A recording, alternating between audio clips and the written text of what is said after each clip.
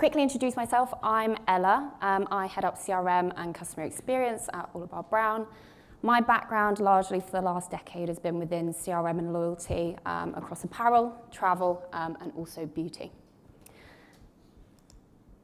And the topic that I'm going to be covering today, and the title of it, Think Global, Act Local. So not only just a title of a presentation, this is also one of our key brand pillars.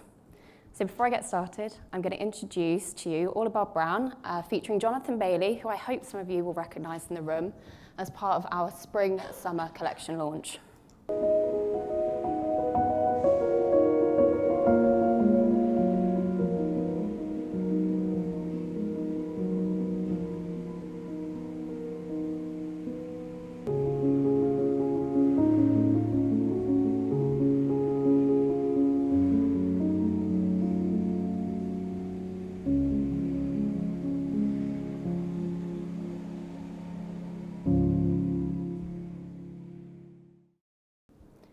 So I hope that all makes you feel very calm, like you're on holiday. It certainly makes me feel that way.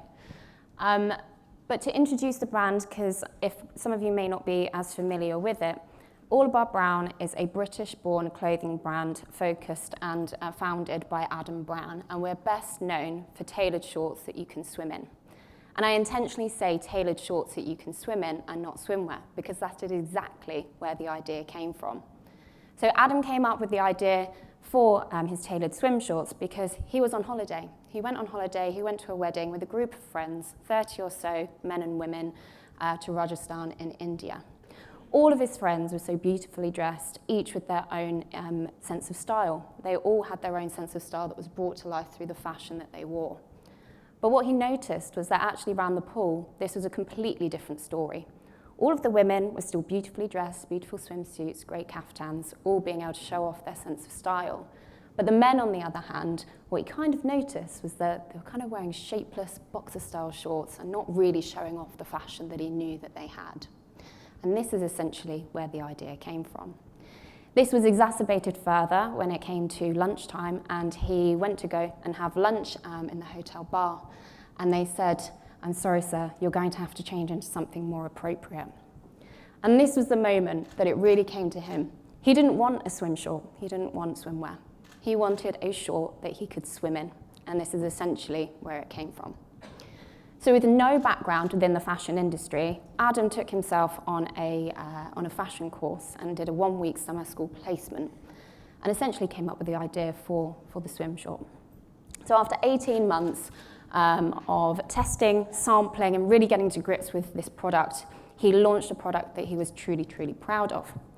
He essentially created a tailored approach to swim shorts with a fit and unique finish that was unique to the brand and drawn from the pattern of a traditional suit trouser. In 2006, he sold his very first pair of swim shorts in Kensington High Street, and in 2007, he sent his first email to a database of 600 people. And with 5 colours, 4 sizes, and 4 styles, Orlebar Brown was born. Obi Classic Swim is still our best-selling product after 17 years. It's made from recycled plastic, it's guaranteed for 5 years, and it's made from over 60 pieces of fabric for the perfect fit and the perfect finish. Since then, it's expanded into many different ranges of styles, lots of different colours, geometric prints, patterns. Photographic has become a key style as well. And we've also expanded into broader categories. So since then, not only do we operate within the swimwear space, but also within resort wear more broadly. So you can find us also selling tailored shorts, trousers, jackets, polos, t-shirts. Terry toweling is a key piece for us as well as merino wear and outerwear as well. So not only expanding our product categories, the brand also expanded in a global fashion. So from the time of inception, we then launched into wholesalers, we've launched into the US, Europe, and more recently further afield into Australia and into the UAE. Another key part of our brand that's really come to life and taken off is our collaborations. So from the moment in, I think it was 2012, Daniel Craig wore a pair of Obi Setter swim shorts. We've then launched in later years the first of many 007 Bond collections as well, which again has really taken off. Most recently, collaboration with Wham! Club Tropicana. We've got some really exciting collaborations also coming up this year, so I hope you'll keep a lookout for those. But to bring it back to revival, if I take it back to 2018, when the brand was really looking towards its teenage years, we also ended up joining a new family in the Chanel group. And this is a time where the brand set itself a vision for revival. We still obviously make incredible product, incredible categories, and still play very much always in that space. But the vision was to become much more experience-led, and our focus turned to inspiring our customers to holiday better. Our brand was conceived on holiday. It's all about holiday. That's what we're known for. It's made for holidays. Post-pandemic as well, I think we all know, holidays take on such more of an important meaning. We spend so much time thinking about where we're going to go, what are we going to eat, what are we going to dress, where are we going to go and get that Instagram photo that we can put all over Instagram. And therefore, what we wear on holiday, it becomes much, much more important. There's a reason why, for example, at the start of this presentation, I chose to show a photo of me in holiday in the south of France rather than a corporate professional photo, because they're the moments and they're the memories that we keep. So strategically and tactfully, the brand decided to change its focus to be all around how we can help our customers to holiday better. And our promise is to always feel summer. And as with all brands, our brand values are centered around this promise. I'm going to take you all through a couple of these, because it then really links into the really title of this presentation, which is all around thinking global but acting local. So the first one is do it on purpose. Orlebar Brown is more than a product. It is a promise built on purpose to holiday better. So how do our products feed into that promise to help our customers have the best holiday experiences of their lives? The second one is feel summer, feel good. Not necessarily always the season, we know it's raining in a lot of different places, but the attitude. Because when you feel summer, we holiday better. So bringing that fun, bringing that life, bringing that feel summer goodness to every day, even if we're not in 30-degree heat. And then this one is actually my favorite. So other brands talk about customer service. Cars get serviced, boilers need servicing. But we holiday better with friends. Friendships matter, relationships last, and Orlebar Brown is not a one-night stand. So how do we as a brand really cultivate those brand relationships so that our customers stand with us and they stand the test of time and they keep coming back to shop with us time and time again? And then the topic of this talk, think global, act local. Wherever we are, we're always OB. We're an international brand, but we know where we are and we know how to localize, and that's what comes through everything that we think of. So how has OB, Orlebar Brown, brought the global brand experience to customers on a local level? So I'll start with the most obvious, geographically. You can find us in over 30 stores worldwide. And really, our retail expansion has wholly focused on meeting our customers where they are, in the cities where they work, where they travel, and where they're going to be. And that all started with cities. So opening stores in London, Paris, New York, Sydney, as well as Beverly Hills, Dubai, and Bondi. Taking that to the next level, where do our customers actually go on holiday so that we can be present where they are going to be experiencing us and where they're going to need the biggest use case for us? So you've got Mallorca, Miami, St. Barts, Saint-Tropez, Mykonos, and Noosa. But that's not all. The brand really wanted to take this a step further so that we can truly meet our customers where they need us the most, and that is in resort. So you can find the brand now in some of the greatest resorts worldwide, meeting our customers where they are and where they need us. So from the Carlton Cannes, you've got the Puerto Mirano in Marbella, you've got the Six Senses in Ibiza, and then the Atlantis Royal and Mandarin Oriental in Dubai. So outside of geography, how else have we been able to localize our experiences, specifically for product development? Now, the team has spent a great deal of time of understanding how do we help our customers feel summer, feel good when they're in location? How can they take a bit of that memory of their holiday back home with them when they leave? And some of that's been through product development. So the team have developed this incredible range of products that most of the time, although a couple can be found online, are really only available in store locations, and it's reflective of the store in which that they come from. So you have up here photos of the Beverly Hills Hotel, which can only be found in the Beverly Hills store, although this one is also online, so you might be able to find it. There's Noosa, there's Bondi Beach, there's the Central Park in New York, as well as many, many more, so that customers continue to take a piece of their holiday home with them when they leave.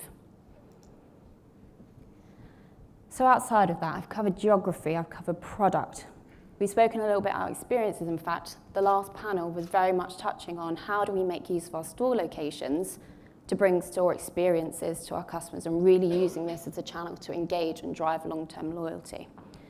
So as a brand, we've really prioritized collaborations with local partners to bring this to life. On the left-hand side, you can see we collaborated with a local artist called Rox DeLuca in Sydney. Now, she's an absolutely fantastic, talented artist, and she put together an art installation that is now residing in our Sydney CBD store, all made from plastic sourced from local beaches, which again, our store teams were heavily involved in to make sure that we could bring that to life. We work with a local gin distillery in Noosa as well, creating local gins and local flavours that we can then gift to our VIP clients in the region so they get a taste of that with them wherever they go next.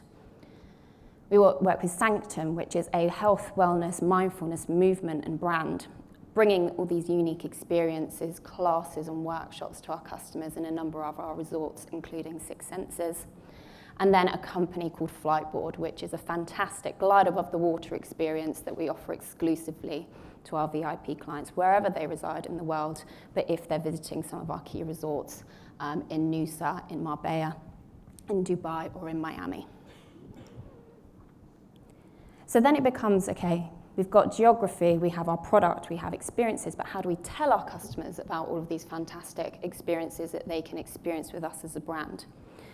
Well, actually, our customer is highly tech savvy, but they really engage with print. Print medium is super important to us at Orlebar Brown, and we've been able to prove the value of it time and time again. And we send out a couple of times a year, OBRI approved, which is essentially a newspaper or different format magazine, which we've had pretty much since inception, and it's a tool in which we share our latest collections, our latest collaborations, and interestingly, exclusive editorial content that you just cannot find elsewhere. And this lands really, really nicely with our customers. We also work with another third party to create handwritten postcards. I know some of you also work with them in this room.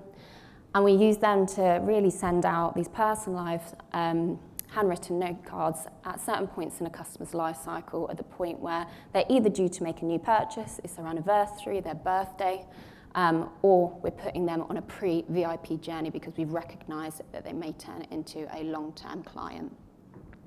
And then finally, email, which I'll come into a bit more detail. But on screen is an example of a benefit-based email that we send to various different tiers of our customers so that they can experience these experiences worldwide.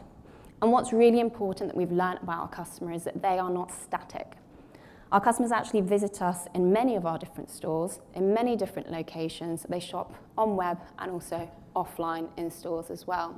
So these experiences are available based on the customer tier in which they put into, but they can access them wherever they're traveling next. So all they have to do is let us know where they're going, and then we can help them book onto these experiences. So really playing into how we can mean more and drive and fill summer for the people that are engaging with us. But taking this a step further, not every day is going to be about experiences. Not every day our customers are going to be traveling, although I'm sure we all wish that we were. Sometimes it's just about how we can bring localized and personalized experiences to our customers through the email marketing communications that we send out. And this is something we've been able to do a lot more of since we've moved onto Emetria. And we've been able to segment and dive deeper into our customer based on what their product preferences are and where they are in the world. So on the left-hand side, I've shown an example of category. We have a number of customers who only shop into swim. No matter how hard we try, we know that they only want to buy into swim. Therefore, we respect that choice, and we make sure to keep showing them all of the various different types of swim that we now have in our roster. But we have a large amount of customers who now go into our broader resort wear, so we make sure to upsell and cross-sell them through various programs, which I know have been covered earlier today, into other categories that will suit them. Fabric has become a really, really key focus, actually, of our efforts as well. Again, since onboarding with Metro, we've managed to integrate all of our product data, including down to a fabric level, into our database. So we can understand from whether someone's a VIP customer or they're a one-time only customer, is there a particular fabric that they engage with? And the answer is actually there is. We have a huge cohort of customers who love linen or who love cashmere or love merino. So we know that whenever we launch a new product in that fabric, they're going to be highly engaged. And again, we respect that and make sure that that is something that we share with them first and foremost. Then location. So yes, we offer translated emails. We send emails in French, Spanish, and German. But we also use the data that we have on hand to understand where customers may be traveling to next and tailor that to them so that we can, I think as it says in here, where you holiday, where you are. So for example, as I think we've all probably experienced, as you're passing through an airport, you have to scan your boarding pass when you are engaging in store. Now we have a store in Heathrow Airport, so therefore we can be really tailored and really personalised based on where we know the customer is travelling to next, which is really, really exciting. And then finally tier, because I've spoken quite a bit about customer tiers, but we have customers who might be one and done there. They're lower down kind of in the customer tiering program that we have. But we also have customers who are in our higher tiers, and we know they want that more personalised one-to-one approach. So we utilise these text-based emails, for example, to make sure that we get that feel across to our customers more frequently. Instead of clicking through to the website when they either click through, they actually reply to our OB concierge team to give them that one-to-one experience if they need any further help on their shopping journey. But I know this has been covered in some of the previous talks, which I think shows that we're all experiencing similar problems, is that there is just so much data. There's so much data. And with it, so much opportunity. But we have had such trouble in the past of being able to connect all of these varying different sources. So our store data, our site data, our concession data, product channels, through to NPS data, customer service data, the boarding pass data I spoke about, events, reviews, offline marketing, gifting. All brilliant sources of data that tell us something unique and interesting about our customers, but not really being able to connect it. And that's posed a real challenge for us because essentially OB was always an e-com business first. So we always had this data, but not really the tools to be able to make sense of it. So one of the things that we've really been able to do is pull together these themes, these insights, these actionable pieces of almost evidence for the things that we maybe thought, had a gut feel about, but weren't able to quantify. So since onboarding, we've been able to truly do that and put numbers behind those gut feelings that we had to drive actionable insights. So I'm going to run through a couple of them. One of the things that we really wanted to uncover was how do we identify who's going to be a VIP loyal customer? I mean, we'd all be millionaires if we could do that, right? We'd be able to make a lot of money. It's difficult to do. And I'm not saying that we have the answer, but with the help of having all of our data integrated from the product, customer, and transactional data, we were able to start really analysing those first order baskets of our most loyal customers, those customers who've been shopping us for years and years and years. They come back time and time again, and they shop in every new collection that we launch. Are there any indicators in their first order basket that tells us they might go on to be a really loyal customer? And actually there were. So we ended up looking at things like fabric, as I said, styles and specific shapes. So not just t-shirt, but which type of t-shirt? And then how do we start to use that data in an effective way? So it's actually already started to inform what our in-store and our online customer experience strategy looks like, making sure we're introducing those fabrics earlier on in a customer's life cycle. Or if they buy that product in their first order basket, they haven't necessarily reached a huge threshold yet, but we really think that they might.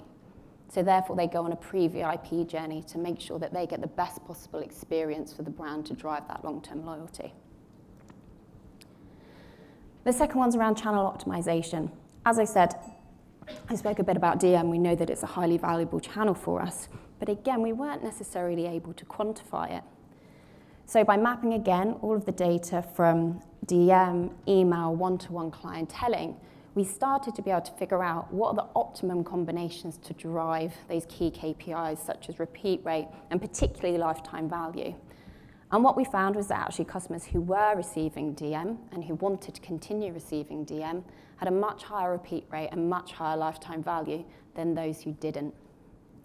So with that data, with that insight, yes, it absolutely has started to inform our DM strategy, but actually quite importantly, it started to help in those conversations around how do we start to improve data capture around the business?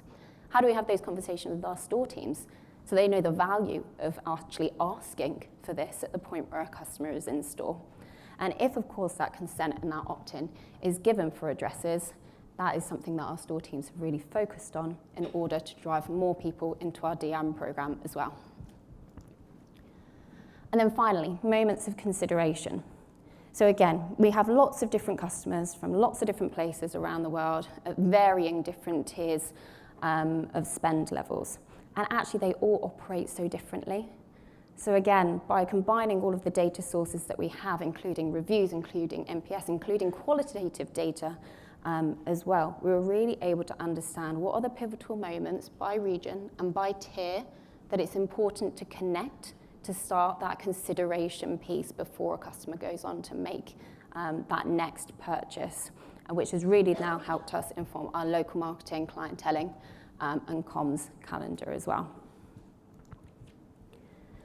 So since onboarding, outside of being able to measure, which we could do before, our sales and revenue, what we've actually been able to do is measure the impact of this change in strategy that I spoke about. So with this focus on experience, relationships, and delivering more personalized experiences, how has it actually paid off?